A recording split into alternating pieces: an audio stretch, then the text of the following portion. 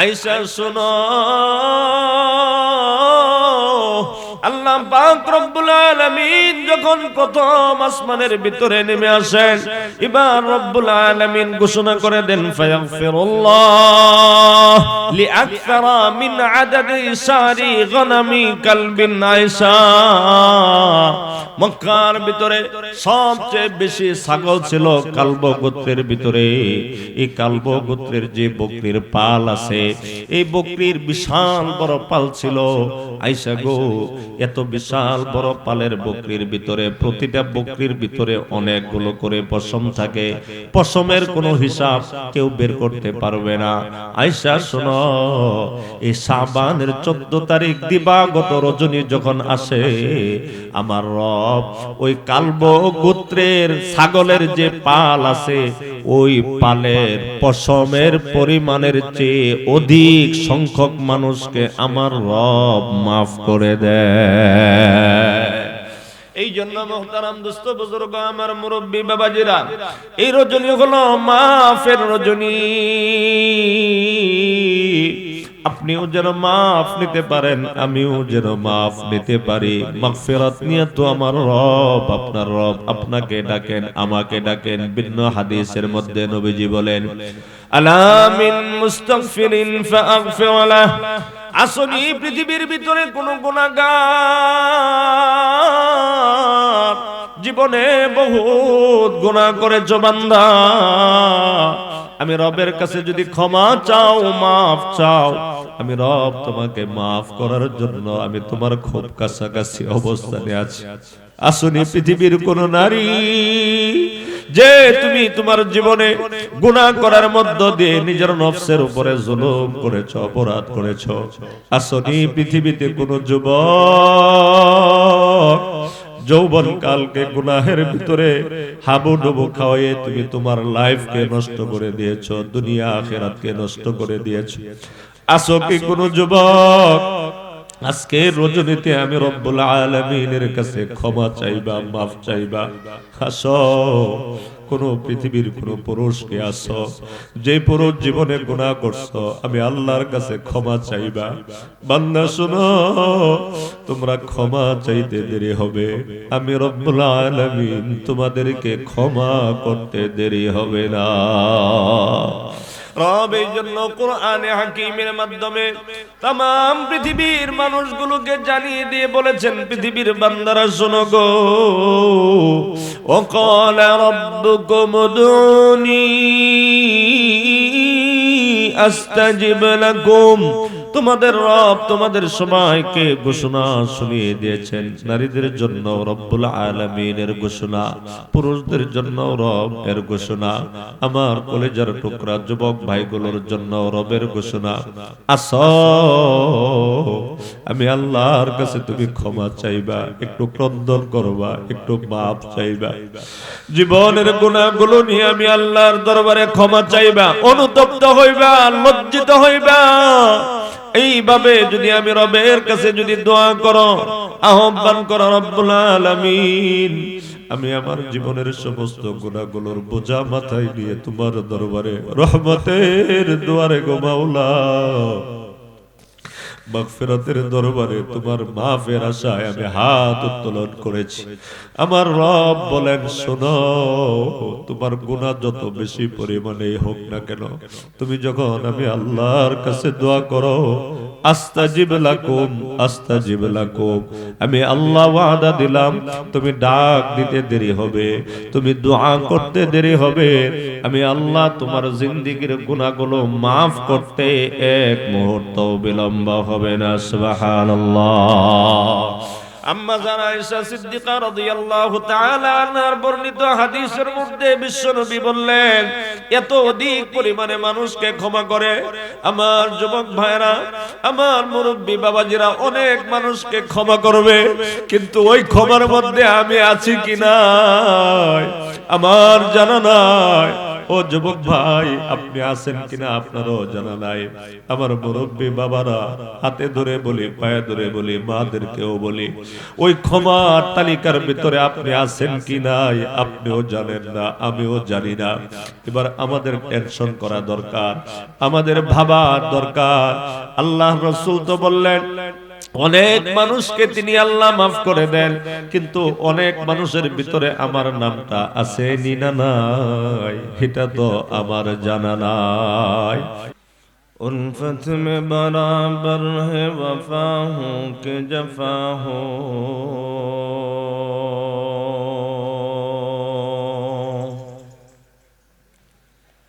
उल्फत में बराबर है वफा हो के जफा हो, हर चीज में लज्जत है अगर दिल में मज़ा हो,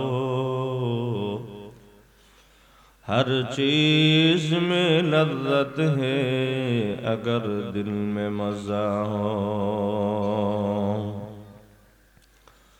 उल्फत में बराबर है वफा हो के जफा हो,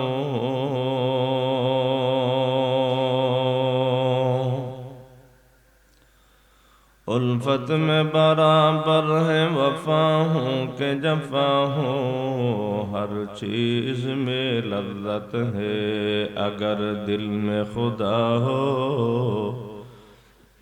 हर चीज में लज्जत है अगर दिल में खुदा हो, वला तआवनु अलल इस्मि वल उदवान,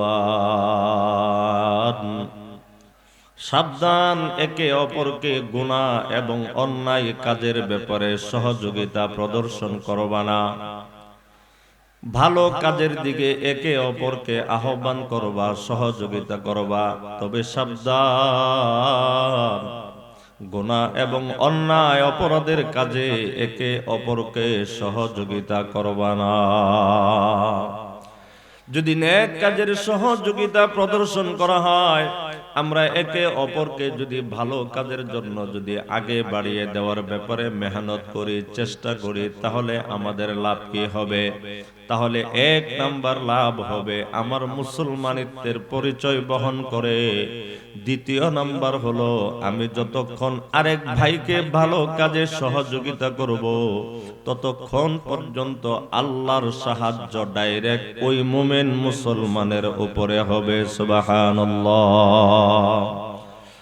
এক নাম্বার কথা হলো বিশ্বনবী সাল্লাল্লাহু আলাইহি ওয়াসাল্লাম বলতেছিলেন, ইন্নাদ দীন আন-নাসিহা, একে অপরের কল্যাণের কাজে, তাকওয়ার কাজে সহযোগিতা করার অর্থ হলো আপনি তার কল্যাণ কামনা করতেছেন, আপনি তার ভালোই চাইতেছেন, দুনিয়ার ভালো এবং আখিরাতের ভালো উভয়টাই আপনি তার জন্য চান।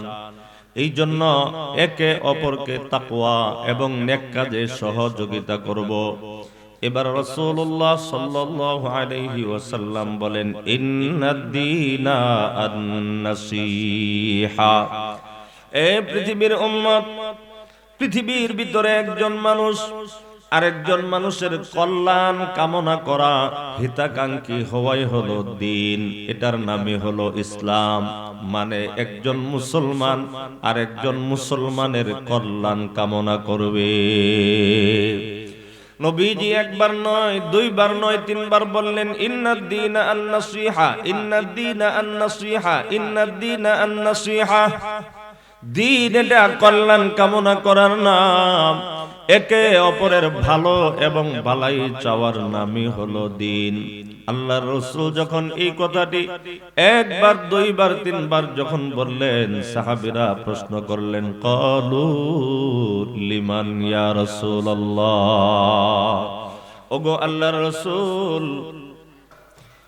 নবীজি বললেন, অন্যের হিতাকাঙ্ক্ষী হওয়া, অন্যের কল্যাণ কামনা করার নামই হলো দ্বীন। তো সাহাবায়ে কেরাম জিজ্ঞাসা করলেন, ইয়া রাসূলুল্লাহ, কার জন্য আমরা কল্যাণ কামনা করব, কিভাবে কল্যাণ কামনা করব?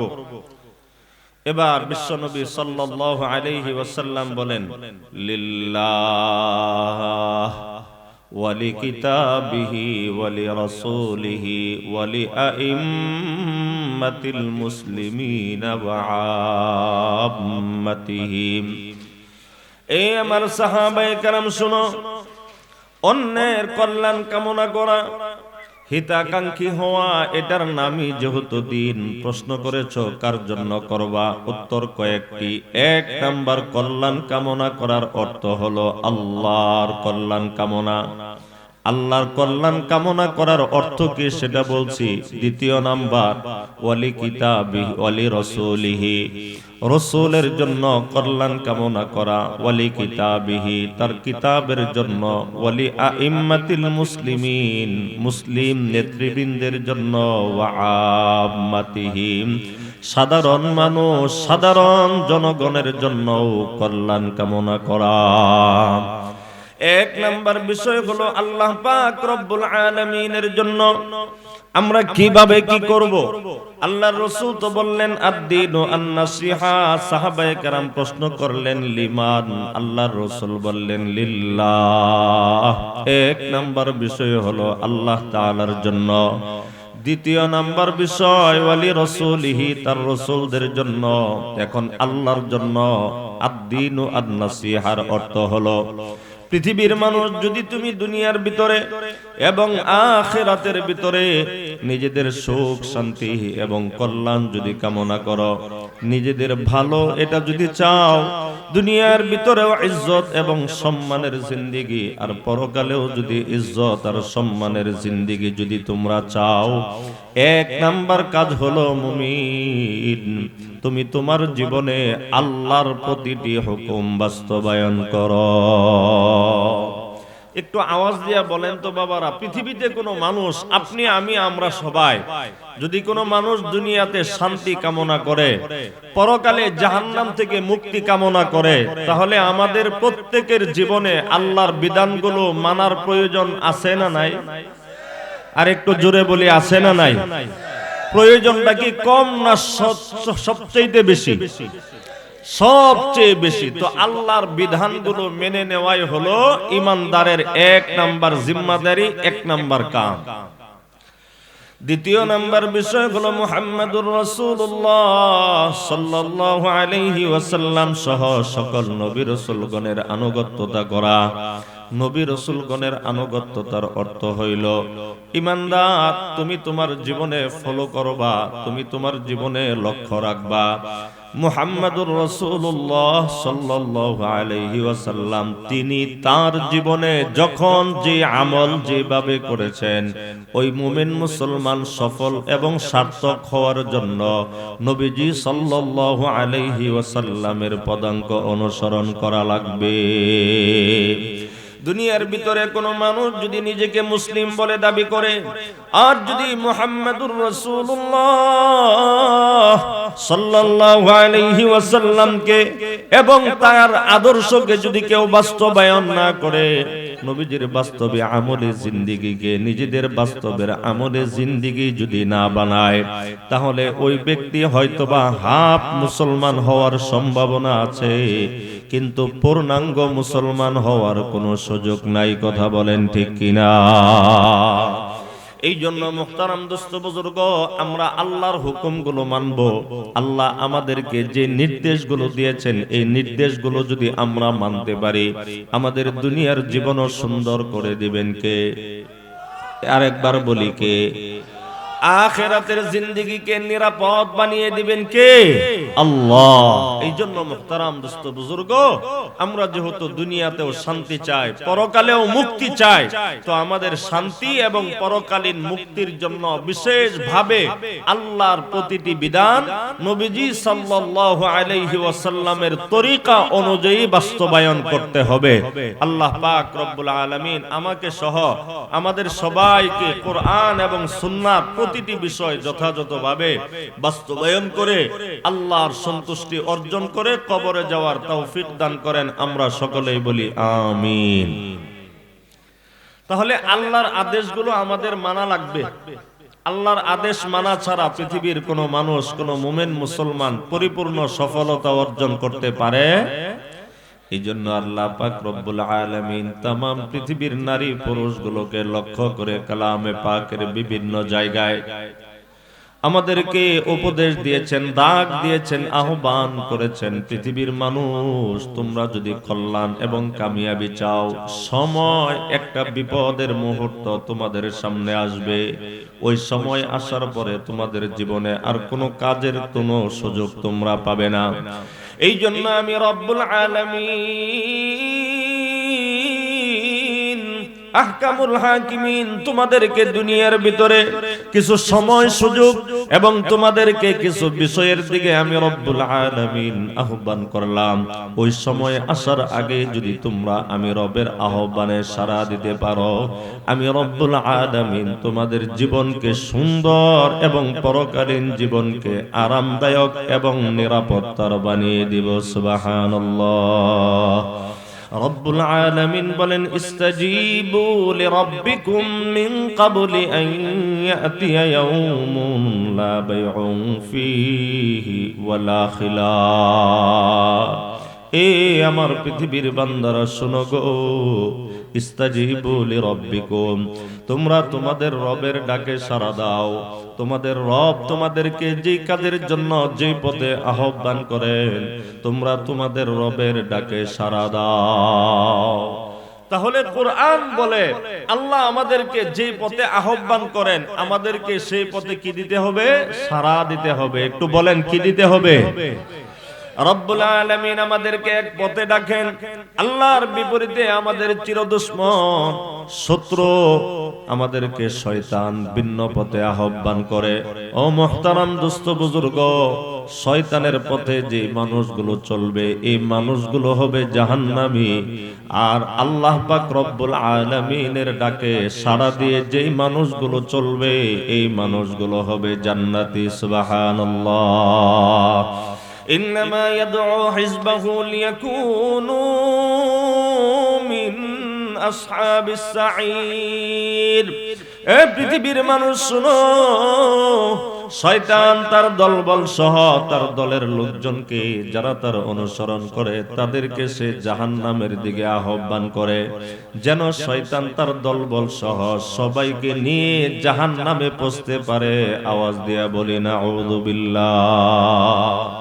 পক্ষান্তরে মুহতারাম দোস্ত বুজুর্গ, আল্লাহ রব্বুল আলামিন तमाम পৃথিবীর মানুষগুলোকে ভিন্ন দিকে আহ্বান করেন। কোন দিকে আহ্বান করেন? আল্লাহ বলেন, শোনো গো,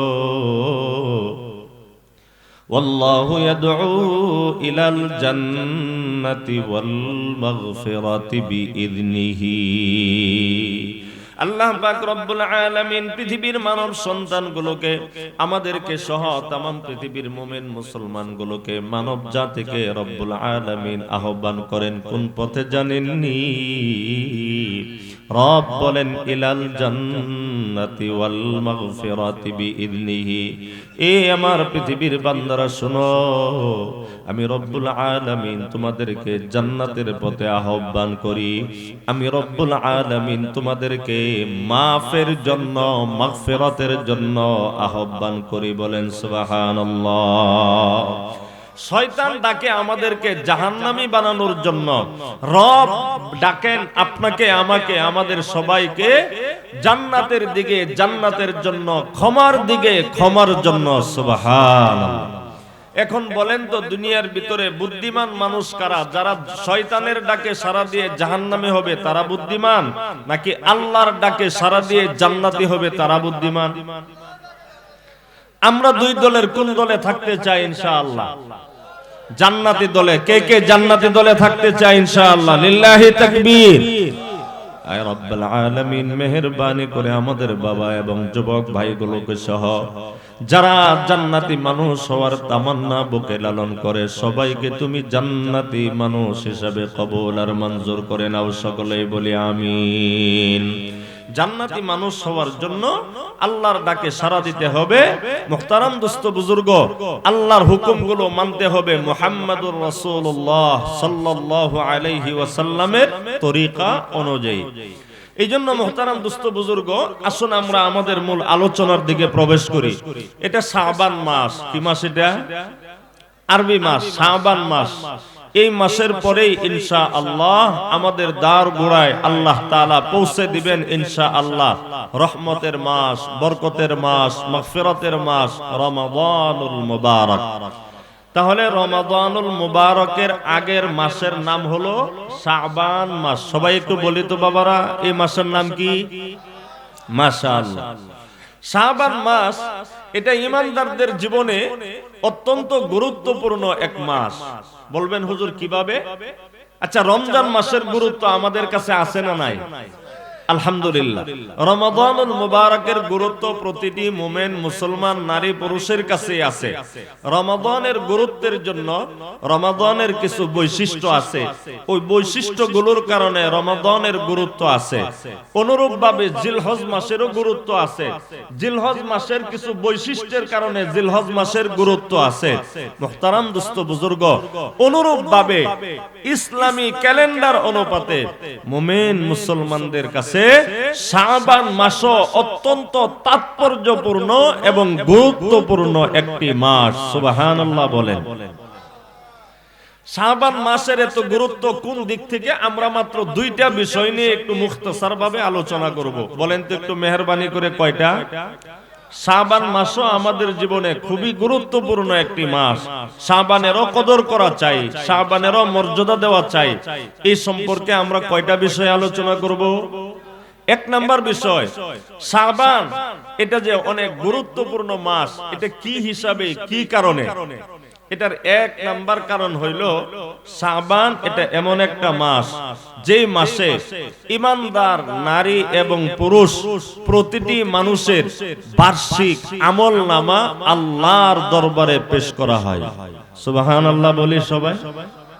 আমাদের বার্ষিক আমলনামা পেশ করার মাসের নাম একটু বলি বাবারা সবাই, মাশাআল্লাহ। তাহলে শাবান মাস হলো এমন একটি মাস যেই মাসে তামাম পৃথিবীর নারী এবং পুরুষ সবার আমলনামা কার দরবারে পেশ করা হয়? এই জন্য মুহাম্মদুর রাসূলুল্লাহ সাল্লাল্লাহু আলাইহি ওয়াসাল্লাম এই শাবান মাসকে গুরুত্ব দিতেন। কিভাবে গুরুত্ব দিতেন? আমার মুরব্বী বাবাজিরা, কলিজার ধন যুবক ভাইরা, পর্দার আড়ালের মা বোনেরা, কথাগুলো একটু গুরুত্ব দিয়ে শুনলে, আমলের নিয়তে শুনলে ভালো হবে ইনশাআল্লাহ। এক নাম্বার কাজ হলো আল্লাহর রাসূল সাল্লাল্লাহু আলাইহি ওয়াসাল্লাম শাবান মাসে কি আমল করতেন?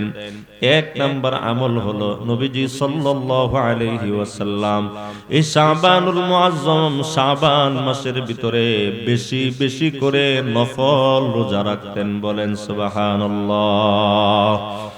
كان أحب الشهور إلى رسول الله صلى الله عليه وسلم أن يصومه شعبان بل يصله برمضان। রাসূলুল্লাহ সাল্লাল্লাহু আলাইহি ওয়াসাল্লামের কাছে নফল রোজা রাখার জন্য সর্বাপেক্ষা বেশি যে প্রিয় মাসটি ছিল, যে মাসে রাসূলুল্লাহ সাল্লাল্লাহু আলাইহি ওয়াসাল্লাম বেশি বেশি রোজা রাখাটাকে পছন্দ করতেন। এক তো পুরা বছরের 12 মাসই আল্লাহর রাসূল রোজা রাখতেন, তবে নফল রোজার জন্য আল্লাহর রাসূলের কাছে সর্বাপেক্ষা মাসের নাম হলো শাবান মাস। আওয়াজ দিয়া বলি সুবহানাল্লাহ। তাহলে আমরা এই হাদিস থেকে আমল পাইলাম, শাবান মাস হলো বেশি বেশি করে নফল রোজা রাখার মাস। একটু আওয়াজ দিয়া বলেন, শাবানের এটা কোন আমলের মাস? বেশি বেশি নফল রোজা রাখার মাস। সবাই বলি কোন আমলের মাস? রাসূলুল্লাহ সাল্লাল্লাহু আলাইহি ওয়াসাল্লাম বেশি বেশি করে শাবান মাসের ভিতরে রোজা রাখতেন।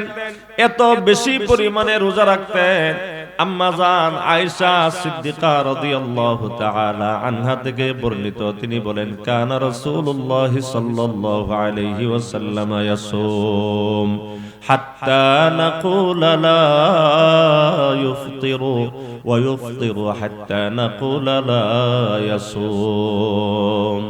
বিশ্বনবী মুহাম্মদুর রাসূলুল্লাহ সাল্লাল্লাহু আলাইহি ওয়াসাল্লাম এত বেশি পরিমাণে নফল রোজা রাখতেন, এত অধিক পরিমাণে নফল রোজা রাখতেন নবীজি সাল্লাল্লাহু আলাইহি ওয়াসাল্লাম যখন নফল রোজা রাখা শুরু করতেন, এত বেশি পরিমাণের রোজা রাখতেন যে কারণে আমরা পরস্পরে একে অপরকে বলতাম লা লা লা হাত্তা নাকুলা লা ইফতিরু। নবীজি এই যে ধারাবাহিকভাবে নফল রোজা শুরু করে দিয়েছেন, না আর মনে হয় নবীজি এই মাসে আর রোজাহীন থাকবেন না, রোজা মনে হয় আর ভাঙবেন না। অর্থাৎ একাধারে নফল রোজা বিশ্ব নবী সাল্লাল্লাহু আলাইহি ওয়াসাল্লাম বেশি বেশি পরিমাণে করতেন, এত অধিক পরিমাণে রোজা রাখতেন যেই রোজার কারণে আমরা পরস্পরে বলা বলি করতাম, না মনে হয় নবীজি আর রোজা ছাড়বেন না। ওয়ায়ুফতিরু, আবার কখনো কখনো এত অধিক পরিমাণের দিন এবং সময় রোজাহীন নবীজি কাটাইতেন। হাত্তা নাকুলা লা ইয়াসুমু, আমরা পরস্পরে একে অপরকে বলা বলি করতাম নবীজি মনে হয় আর রোজা রাখবেন না, নফল রোজা মনে হয় আর রাখবেন না। এই কথার এক উদ্দেশ্য হলো নবীজি কখনো কখনো অনেক বেশি নফল রোজা রাখতেন, আবার কখনো কখনো ছাড়তেন। আম্মা জান আয়েশা সিদ্দিকা রাদিয়াল্লাহু তাআলা আনহা বলেন, ফামা রাআইতু রাসূলুল্লাহি সাল্লাল্লাহু আলাইহি ওয়াসাল্লাম ইস্তাকমালা সিয়ামাশ শাহরিন। আল্লাহর রাসূল সাল্লাল্লাহু আলাইহি ওয়াসাল্লামকে আমি কখনো পূর্ণ এক মাস রোজা রাখতে দেখিনি, ইল্লা রমাদান। তবে পূর্ণ এক মাস নবীজি যে মাসের রোজা রাখতেন ওই মাসের নাম হলো রমাদানুল মুবারক। সবাই বলে সুবহানাল্লাহ। আম্মা জান বললেন নবীজি পূর্ণ এক মাস যে মাসে রোজা রাখতেন এই মাসের নাম হলো রমাদানুল মুবারক। সামনে আসতেছে মুহতারাম দোস্ত বুজুর্গ, আমাদের মুমিন মুসলমানের মধ্য থেকে অনেক ভাই অনেক বাবা এমন থাকে যে ভাই এবং বাবার রমাদানুল মুবারক চলে আসলে বিভিন্ন রোগের বাহানায় রমাদানুল মুবারকের রোজাগুলো ভাঙতে থাকে। এমন মানুষ আমাদের সমাজের ভিতরে আছে না নাই? ও ভাই,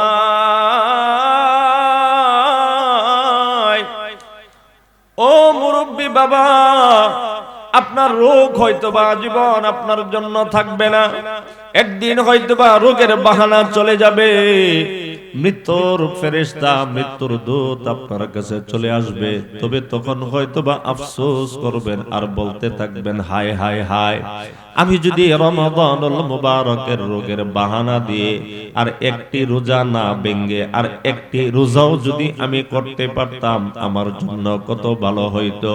কিন্তু মুহতারাম দোস্ত বুজুর্গ, ওই দিন আফসোস করা যাবে, আক্ষেপ করা যাবে, কিন্তু কোন আমল করার নতুন সুযোগ আর পাওয়া যাবে না। কথা বলেন ঠিক কিনা? ফামা রাআইতুহু আকসারা সিয়ামান মিনহু মিন শাবান। আম্মা জান আয়েশা সিদ্দিকা রাদিয়াল্লাহু তাআলা আনহা বলেন, পূর্ণ এক মাস তো কেবলমাত্র নবীজি রোজা রাখতেন রমাদানুল মুবারক, আর কোন পুরা মাস নবীজি রোজা রাখেন নাই। তবে যে মাসে নবীজি সাল্লাল্লাহু আলাইহি ওয়াসাল্লাম বেশি করে রোজা রাখতেন ওই মাসের নাম হলো শাবান মাস। নবীজি শাবান মাসে অধিক পরিমাণে রোজা রাখতেন। সুবহানাল্লাহ। মুসলমান বাবাজিরা আমার, যুবক ভাইগুলো আমার, আমরা যারা মুসলমান নিজেকে আল্লাহর গোলাম বলে দাবি করি, মুহাম্মাদুর রাসূলুল্লাহ সাল্লাল্লাহু আলাইহি ওয়াসাল্লামের উম্মত বলে দাবি করি, আমাদেরও শাবান মাসে বেশি বেশি নফল রোজা রাখার দরকার আছে না নাই? একটু কথা বলেন, দরকার আছে না নাই? নবীজি এই মাসকে কিভাবে কাটাইতেন, আমরা কিভাবে কাটাই? নবীজি এই মাসে বেশি বেশি করে নফল রোজা রাখতেন, নফল রোজার মাধ্যমে শাবান মাস নবীজি অতিবাহিত করতেন। এখন প্রশ্ন হলো, হুজুর সাল্লাল্লাহু আলাইহি ওয়াসাল্লাম এই মাসে বেশি বেশি রোজা রাখতেন কেন? এই মাসে এত অধিক পরিমাণে রোজা রাখতেন শাবান মাসে, যেই অধিক পরিমাণে রোজা আর অন্য কোন মাসে নবীজি রাখতেন না। তাহলে এখন আমাদের দ্বিতীয় প্রশ্ন জাগে যে এত বেশি পরিমাণে রোজা, নফল রোজা নবীজি শাবান মাসেই কেন রাখতেন? হযরতে উসামা ইবনে যায়েদ রাদিয়াল্লাহু তাআলা আনহু থেকে বর্ণিত আরেকটি হাদিস আছে। হযরতে উসামা ইবনে যায়েদ রাদিয়াল্লাহু তাআলা আনহু বলেন, লাম আরাকা তাসুমু শাহরাম মিনাশ শুহুর। হযরতে উসামা ইবনে যায়েদ রাদিয়াল্লাহু তাআলা আনহু বলেন, নবীজি সাল্লাল্লাহু আলাইহি ওয়াসাল্লামকে আমি একদিন প্রশ্ন করলাম, ওগো আল্লাহর রাসূল, বেশি বেশি করে রোজা রাখেন, এই পরিমাণে রোজা রাখেন, এত অধিক পরিমাণে রোজা রাখতে আমি আপনাকে অন্য কোন সময় অন্য কোন মাসে দেখিনি। ইয়া রাসূলুল্লাহ, এত অধিক পরিমাণে রোজা রাখার হিকমত কি, কারণ কি গো ইয়া নবীজি? আপনি শাবান মাসের ভিতরে কেন এত অধিক পরিমাণে রোজা রাখেন? এবার উসামা ইবনে যায়েদ রাদিয়াল্লাহু তাআলা আনহুর প্রশ্নের জবাবে বিশ্বনবী সাল্লাল্লাহু আলাইহি ওয়াসাল্লাম বলেন, উসামা, যালিকা শাহরুন ইয়াগফুলুন নাসু আনহু। শাবান মাস এটা এমন একটা মাস উসামা, এই শাবান মাসের ব্যাপারে মর্যাদা সম্পর্কে আমার উম্মত গাফেল। মানুষ শাবান মাসের মর্যাদা সম্পর্কে অনবহিত, জানে না শাবান মাসের মর্যাদা কেমন, শাবান মাসের আমলের গুরুত্ব কতটুকু আমার উম্মত জানে না। এই শাবান মাস রজবের গুরুত্ব দেয় আশহুরে হুরুম হিসাবে, রমাদানুল মুবারকের গুরুত্ব দেয় একটা হিসাবে। তবে উসামা, তুমি যেহেতু প্রশ্ন করেছ এই মাসে আমি কেন বেশি বেশি করে রোজা রাখি, এটার কারণ শোনো। ওয়া হুয়া শাহরুন তুরফাউ ফীহি আমালুল ইবাদ ইলা রাব্বিল আলামিন। ওসামা, আমি শাবান মাসে এত বেশি পরিমাণে নফল রোজা রাখার কারণ হলো, শোনো, শাবান মাস এটা এত গুরুত্বপূর্ণ, এত তাৎপর্যপূর্ণ একটা মাস।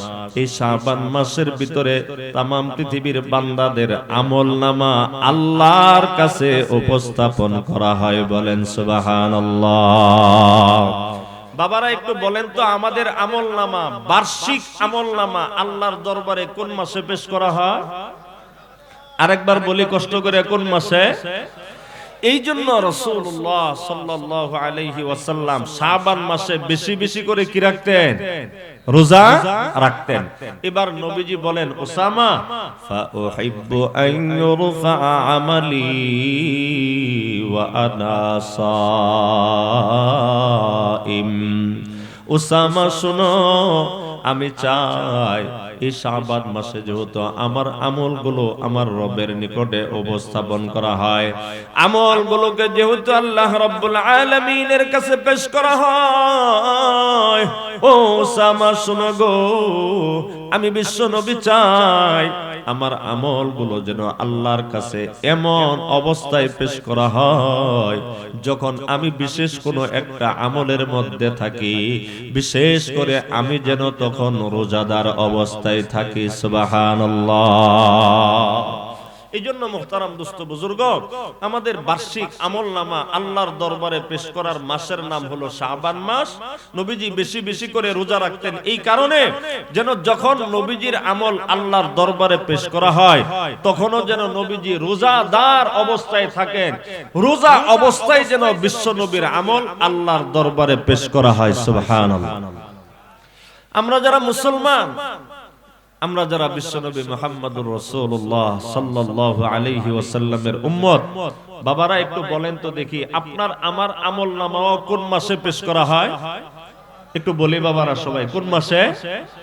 নবীজি সাল্লাল্লাহু আলাইহি ওয়াসাল্লামের জীবনে কি কোনো ছোট বড় গুনাহ ছিল? একটু কথা বলেন। নবীজির জীবনে কোনো গুনাহ ছিল? কোন কবিরা গুনাহ ছিল? কোন সগীরা গুনাহ ছিল? নবীজির জীবনে কোনো সগীরা নাই, কোনো কবিরা নাই, কোনো ধরনের কোনো গুনাহ নাই। এরপরেও আল্লাহ তাআলা অগ্রিম ঘোষণা দিয়ে দিয়েছেন কি?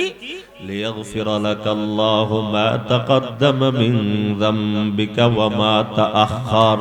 হাবিব আমার, আপনার আগের গুনাহগুলো মাফ, পরের গুনাহগুলো মাফ রব্বুল আলামিনের পক্ষ থেকে ঘোষণা করা হয়ে গেছে।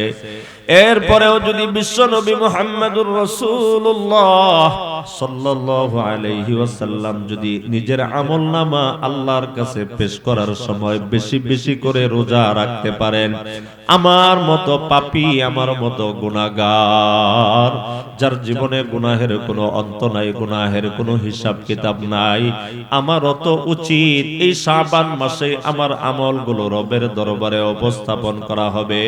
আমিও যেন নবীজির হাদিস থেকে শিক্ষা নিয়ে শাবান মাসে বেশি বেশি রোজা রাখতে পারি, এটা আমাদের দরকার আছে না নাই?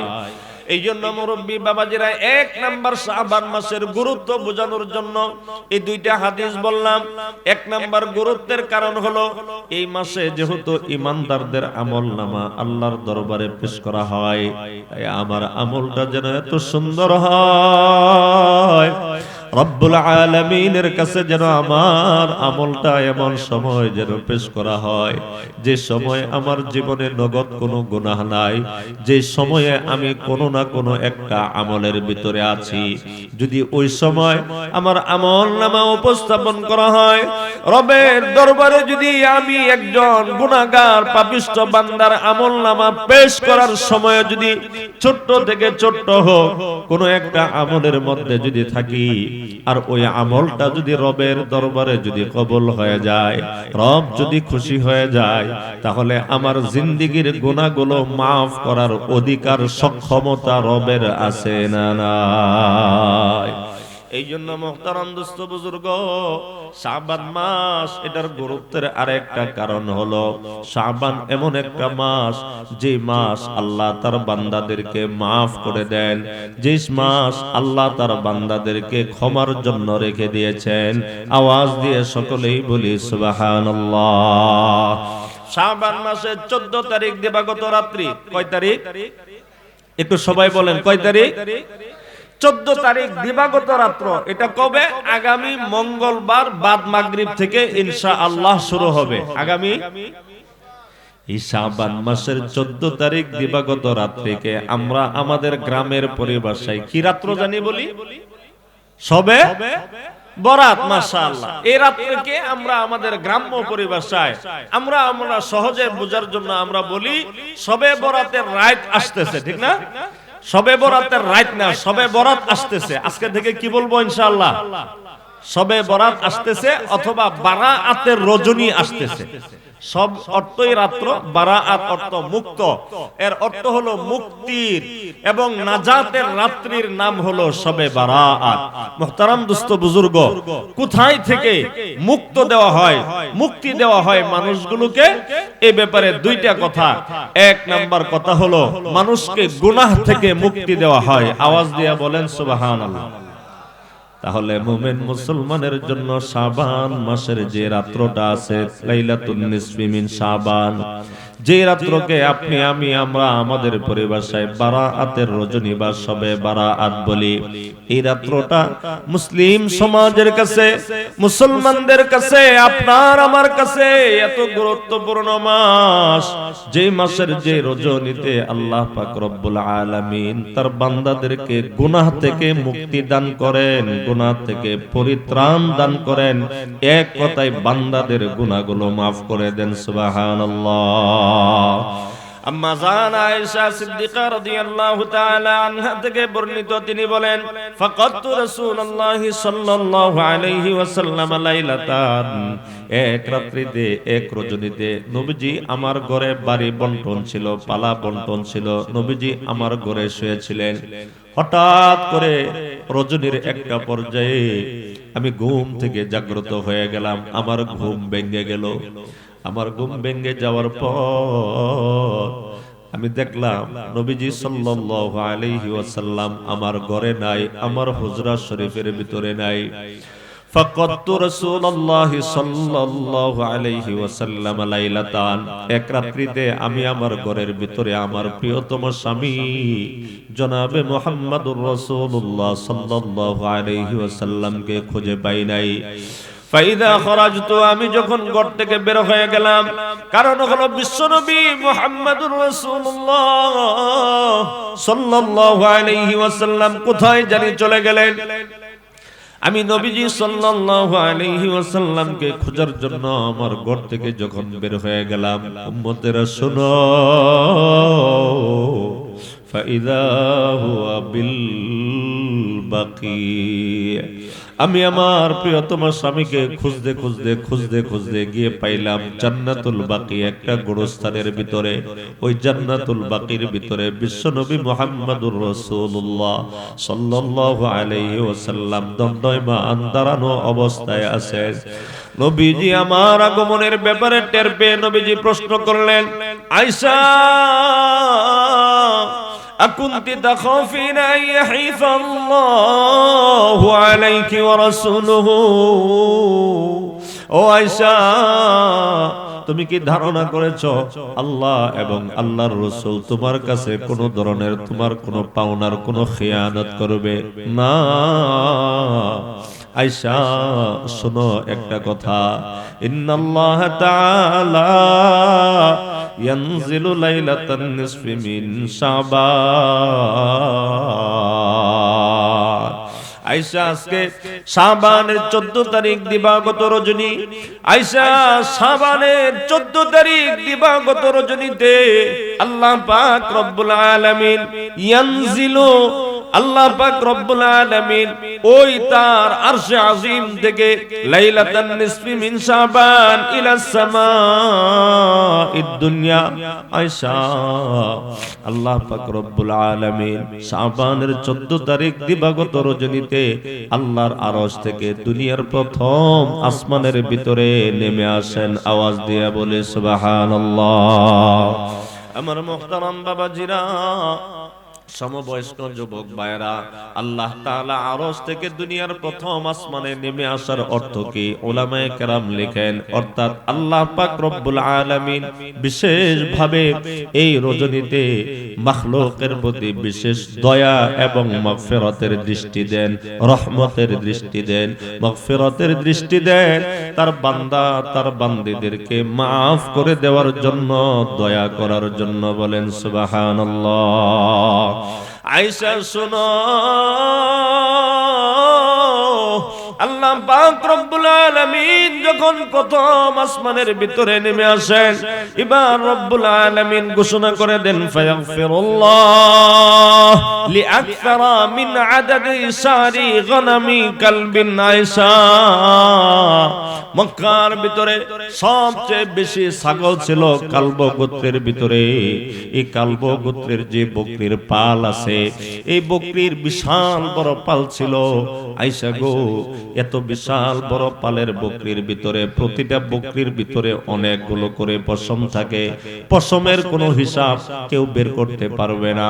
আয়েশা শোনো, এই শাবানের 14 তারিখ দিবাগত রজনী যখন আসে, আমার রব ওই কালব গোত্রের ছাগলের যে পাল আছে, ওই পালের পশমের পরিমাণের চেয়ে অধিক সংখ্যক মানুষকে আমার রব মাফ করে দেয়। এই জন্য মুহতারাম দোস্ত বুজুর্গ, আমার মুরব্বী বাবাজিরা, এই রজনী হলো মাফের রজনী।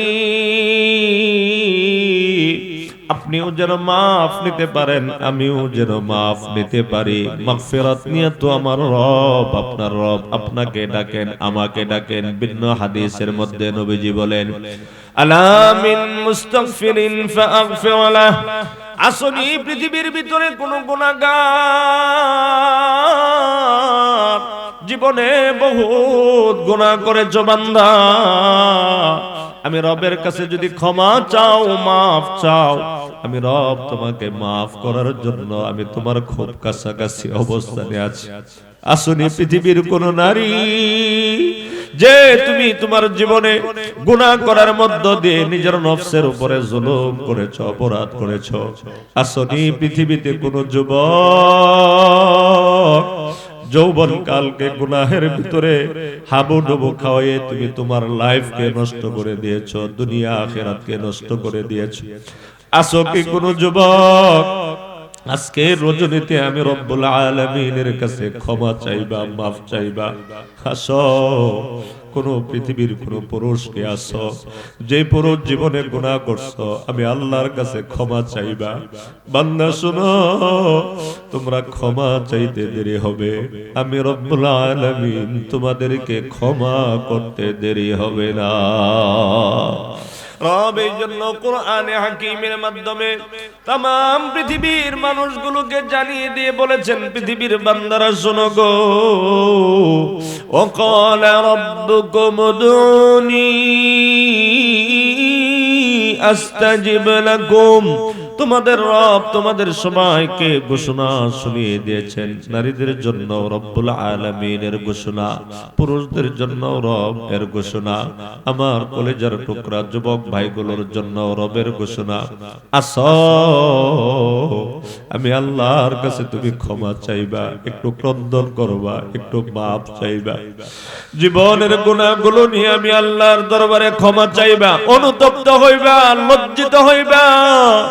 এইভাবে যদি আমি রবের কাছে যদি দোয়া করো, আহ্বান করো, রব্বুল আলামিন আমি আমার জীবনের সমস্ত গুনাহগুলোর বোঝা মাথায় নিয়ে তোমার দরবারে রহমতের দুয়ারে গো মাওলা, মাগফিরাতের দরবারে তোমার মাফের আশায় আমি হাত উত্তোলন করেছি।